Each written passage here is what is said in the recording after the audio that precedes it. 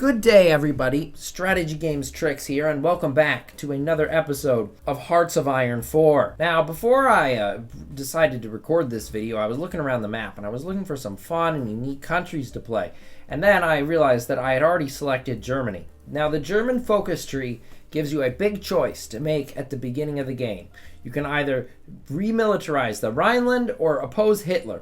But I don't think either of those are important. We're doing naval rearmament. I'm just kidding. We're actually going to oppose Hitler. Doing the oppose Hitler path is significantly weaker because you don't get to do Anschluss or any of the other important events on the other side of the focus tree. However, you can go monarchist, which does provide its own buffs here and there. We're going to be taking that path, but we're not going to do it traditionally. So if you know anything about the German focus tree, you know that this first focus, oppose Hitler, starts a civil war.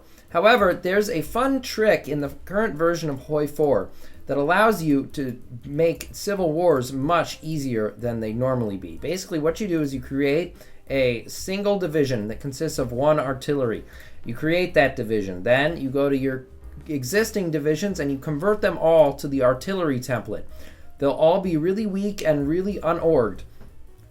Then you get the Civil War event where the officers challenge this man and you get to end them. Now the Civil War breaks out and you start with a bunch of artillery divisions which you can promptly change back to regular divisions, and some of the German divisions on the opposite side will still be artillery divisions, so it makes the war significantly easier. And now you can target the enemy artillery divisions and they will just melt into nothing because there's no substance in the division.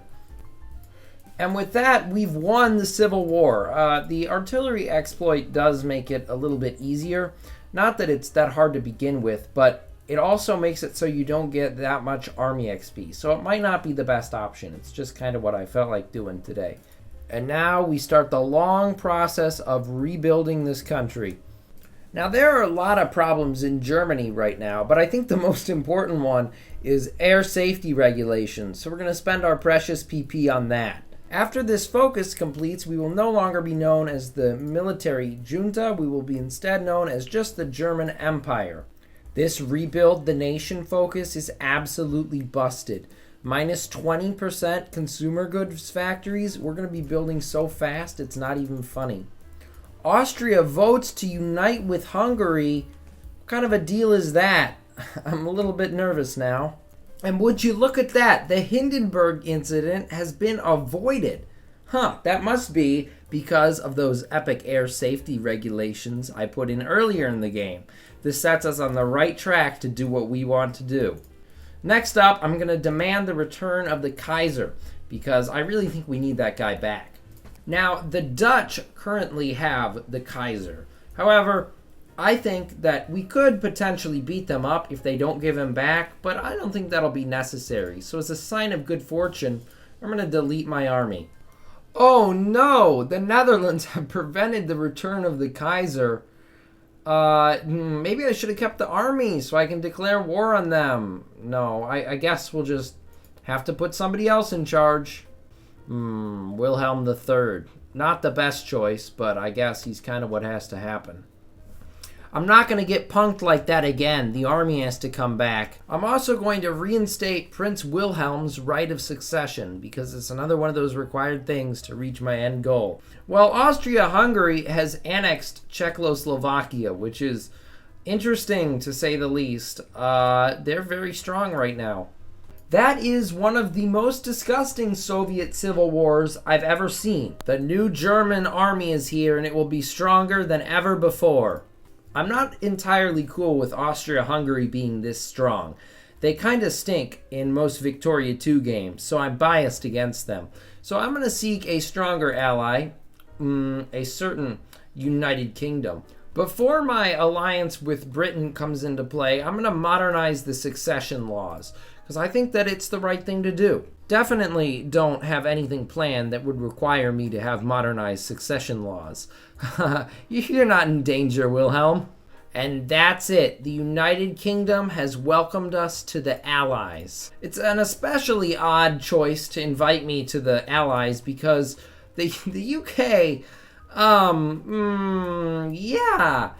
yeah, some questionable decisions by Mr. Chamberlain over here. Now that I'm friends with Britain, I'm going to ask for my titles back. Request restoration of British tiles. Yes, please. Ooh, the British government has approved the request. I think I should send a liaison. That's a good idea. Oh no, the Hindenburg was destroyed today while attempting to dock in London. For reasons not yet determined, the airship was engulfed in flames, claiming the lives of all passengers and crew aboard, including virtually all members of the extended German imperial family. Oh no, Wilhelm. I thought I said nothing bad would happen to you. Well, it's a good thing that Victoria was sent ahead as a liaison, because now we still have a leader.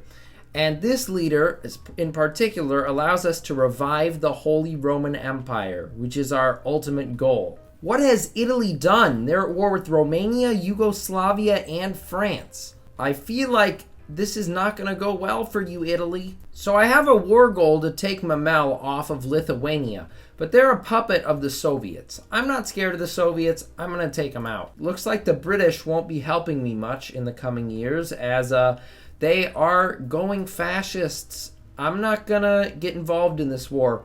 I don't have any interest in that. Oh, and now the UK kicks us from their faction.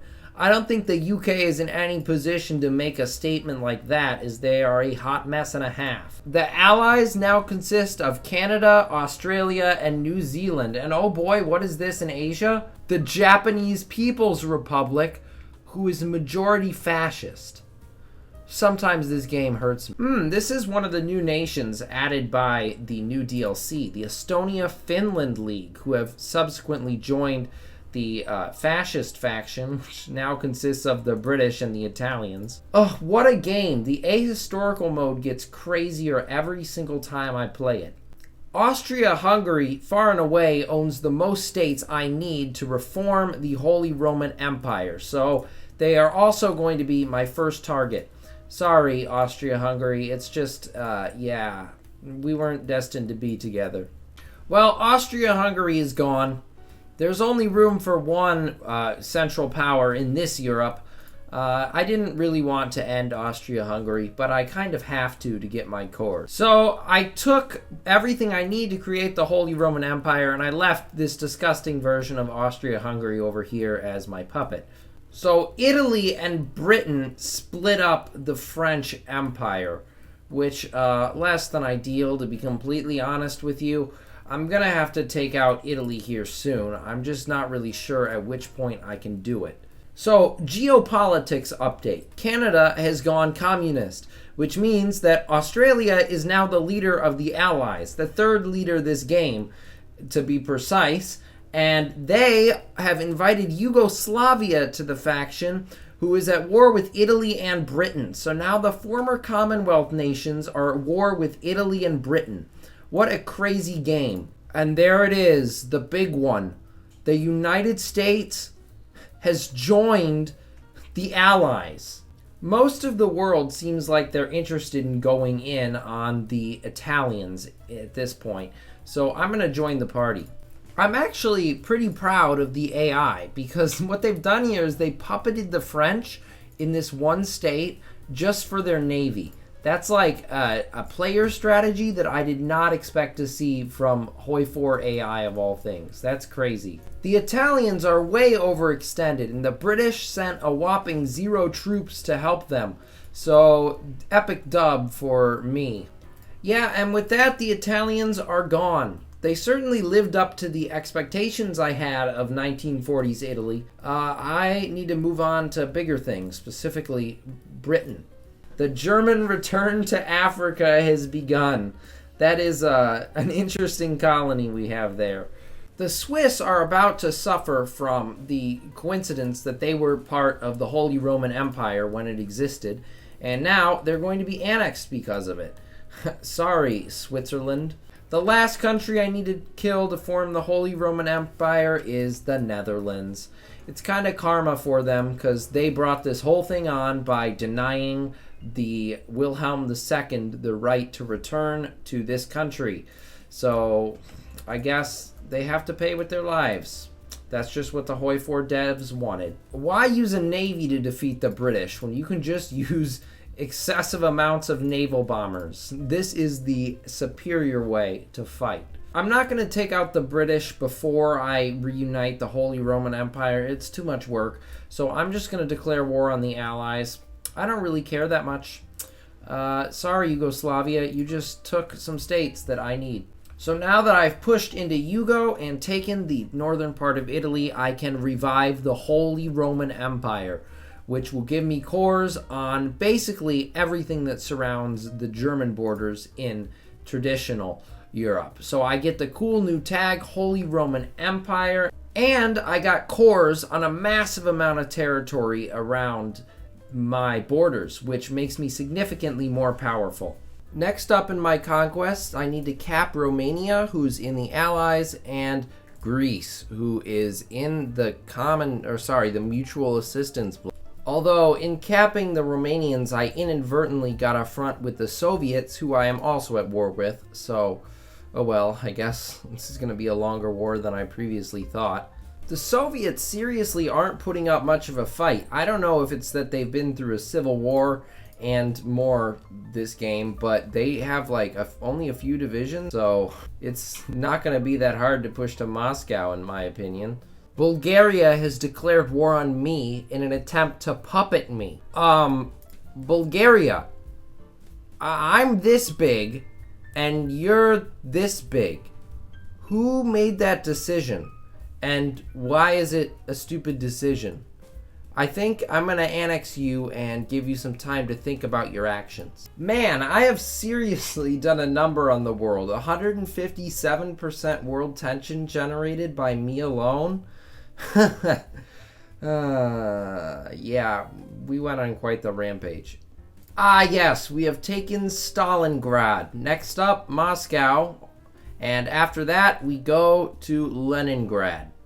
Hey, the Soviet Union capped. Unfortunately, I think, yeah, they're in the faction with the Japanese People's Republic. So we're not going to be able to end the war quite yet. We have to go fight in Asia, which will be a thrilling and fun adventure. My northern offensive has stalled, so I'm going to start a second offensive against whatever this mess is by declaring war on the Danish. Hopefully this goes well and I am able to clean up Scandinavia. I'm still fighting this battle over the channel and the casualties have been kind of ridiculous. I'm not going to lie. That's too many casualties. But I'm going to put my ships in the channel and see if I can naval invade here. I think that this might be the time. Ooh, those are some good casualties. A carrier and 2 battleships and 11 destroyers. This is going very well. We sunk the Hood, the flagship of the British fleet. That's really good. The British Navy, probably not looking that good. Still don't quite have naval supremacy, though. Unfortunately, the losses were too big, so I'm not going to finish that. We'll go back in a minute. There is nothing more satisfying than seeing a carrier or a battleship that is a flagship being sunk by naval bombers. Naval bombers are so overpowered. The United States has decided to do my job for me. They've invaded the UK. Put the boats in the channel. We're also going to do it at the same time. China has capitulated, which leaves only the imperial territories as the last major in Asia that I have to capitulate. This Asia war is pretty miserable as usual. There's just so much manpower here that it's really hard to win anything at all. So you just kind of grind and grind and grind and grind and grind, and you lose a bunch of troops because you're using 40 wits, but you don't care because you have half of Europe. So that is how Asia works in this game. The boys have done it. They've invaded Dover. Now we're in Britain, baby. Now that we've invaded Britain, we're going to push all the way to Scotland and kick out the Americans as well. There's only room for one nation here, and it is the Holy Roman Empire. Stay away from Europe, America. So I capped the British pretty easily. But the British are still in a faction with the Italians and the Imperial Territories, who I have not capped. And they're considered a major, so I'll have to fight in Asia, I guess. This is going to be hard. I really don't like fighting in Asia at all. This has gone really wrong. The Americans have way too many troops, and they landed and they took half of Russia. At least the Arctic Circle front is going okay. They only have one port left, and it's encircled. So after that, I should be able to clean it up, and then I'll deal with the Russian pocket. In Asia, what am I looking at exactly? I don't know. I can't. I get brain damage every time I look over here, so I'm not going to look over there. I sorted out the mess over here in Russia. It took forever, but it's fine. And then in Asia, things have gone from bad to worse. The British are actually pushing me, and I'm trying to build a bunch of supply hubs and railroads to keep my supply up. But it's kind of a losing battle because I just take more land and then supply goes to pot. So hopefully I'll be able to do something here. All I have to do is cap the Imperial Territories. At that point, there will be no more majors in the British-Italian faction that I started a war with like 3 hours ago IRL. Please like and subscribe. Thank you. There is no supply in this part of the world, so what I've done is I built a port here, and then I built a railroad and connected it to my long-form railroad, and I mobilized a bunch of supply hubs that I built, and now I'm trying to spread down here and build more railroads and supply hubs. It's just they won't build because my men are consistently losing battles because they don't have any supply. So I feel like the new supply system is good, but not for these underdeveloped regions. It just makes the game pretty impossible and definitely painful. I finally got into the good supply zone, and we are finally actually beating them. That's a horrible war. Never, ever, ever fight a war in Asia that isn't the China war. It does not go well for you. It just, it's so bad. And that's it. They've capitulated. Finally. That took so long. But now I get to carve up basically all of the fascists in the world, including Italy, Britain. I can even puppet France. So the peace deal went oddly. For some reason, Italy's capital was Paris, so they got Paris in the peace deal. Italy's my puppet, and the world kind of looks like this. There's a lot of Holy Roman Empire everywhere. Anyway, I satellited Italy and France and Britain. They're all now my puppets. India is my puppet. Qing China is my puppet. Yeah, I got a lot of puppets, and I'm currently trying to invade the Japanese, but my naval bombers are not being as successful as I would like. So we're going to have to bring the real Navy over there and hope for the best. Japan is the last member of the Comintern, and I really don't want any more men to die in China, who's the other member of the Comintern, so I'm going to try and invade China here. Hopefully it goes okay. I don't really have any backup divisions, so it's really just going to be 7 Marines versus Japan. And Japan capped. Now, Japan went communist this game, which honestly, I just think that's a nerf to Japan because they are so much weaker without China, and they lose Korea, and I don't know why a player would ever go communist Japan, but it works out for me because it's easier for me to kill. Let me drop this peace deal. I'm probably just going to puppet a bunch of stuff, honestly. Well, things kind of got disgusting in China. I figured they would, but the United States puppeted the Republic of China, and because of that, I don't know why this exists, but I was trying to create big Qing China. United States puppeted real China. Big mess. And I did get to puppet the Japanese and the Russians and the Mongolians. So I feel like I've certainly won over there. I'm still at war with Spain, but I think this is where I'm going to end this video. The world looks like this. The Holy Roman Friends have taken over most of the world, if not all the world. It's just 1946, and the game is so laggy. So thank you all for watching. I appreciate it. If you like the Hoi4 content, please let me know. Like, subscribe, and comment. That all lets me know that you're enjoying the content. Victoria 2 A to Z coming back soon. It'll be the next video. Trying to do 50% Hoi4 and 50% Victoria 2. And yeah, I will see you all next time. Thank you so much for watching.